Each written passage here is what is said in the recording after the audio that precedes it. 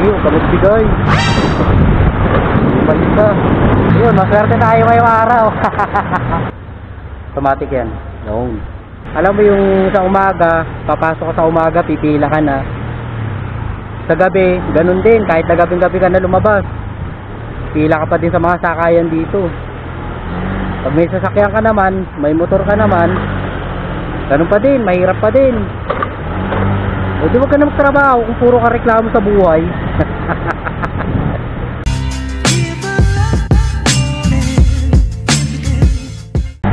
So ayun, what's up sa inyo mga kumpadre. Busy Boy is my name and vlogging is my game. So ayun, bukod tayo na panibago ngayong araw. So ayan, tanghali na naman, papasok na naman tayo sa trabaho. Struggle na naman tayo sa parking nito. So yun, dito tayo sa BGC ngayon, galing tayo ng Bursa Circle. So patagos tayo ng Makati, daan tayo ng Ford Park. Nauurat ako sa ganito, hindi ako tinatamad sa trabaho. Putik tinatamad ako sa parking kasi wala akong maparkingan lagi sa Makati. Lalo pa gantong oras na, parang maghahanap ka ng parking.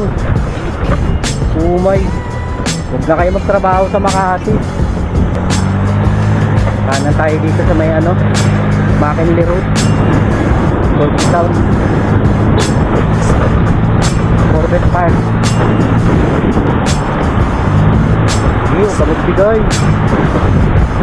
Balik ka.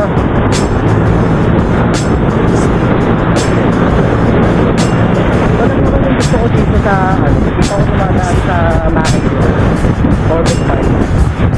Matagos ng Ayala kasi hindi mainit po. So pagpabalik ka dito pauwi, traffic dito, ayan nakikita nyo yan. Maghapon yan, kahit sa hapon mabigat ang dali ng traffic yan. Ayan, kaliwa tayo dito sa may EDSA, may Ayala. Kasi iikot tayo ngayon saan may bakanting parking. Pero matik ko, makakapag-parking na naman ako nito. Sa may Glorieta na naman to, sigurado.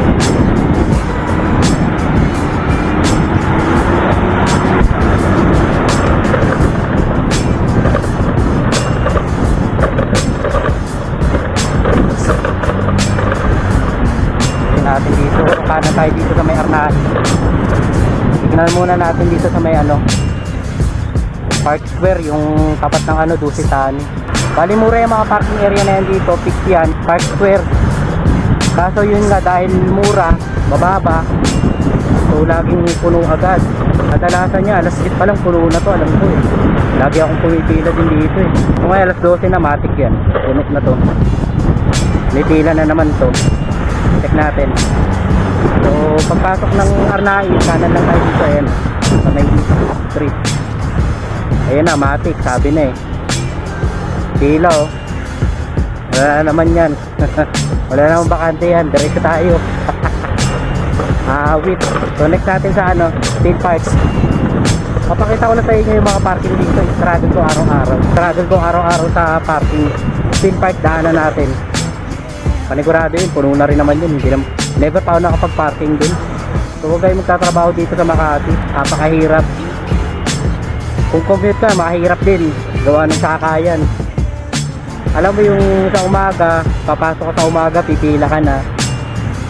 Sa gabi, ganun din, kahit na gabi-gabi ka na lumabas, pila ka pa din sa mga sakayan dito.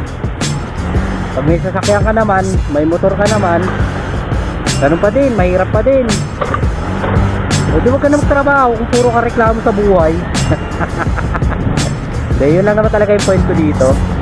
Kasi ako, 6 na buwan, 7 buwan na nga akong ganito dito eh. Araw-araw struggle ako sa parking. Di ba na lang kung pang umaga ako, alas 7 ang pasok ko, yan.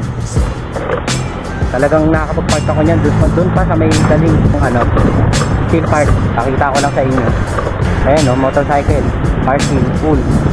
Puno na naman. Next natin ito, try natin ito dito sa 760 kung meron pa. Yan yung mga tinitignan ko mga parking area dito. Once na ang pasok ko ay gantong oras, alas 12. Sa ako puno na to. Meron pa ba? Ayun. Sige, sige, thank you. Yun, maswerte tayo ngayong araw. Swerte, swerte. Kaso, hindi nga lang fix kasi dito. Automatic yan. No. Problema ko lang dito, hindi fix ang parking dito.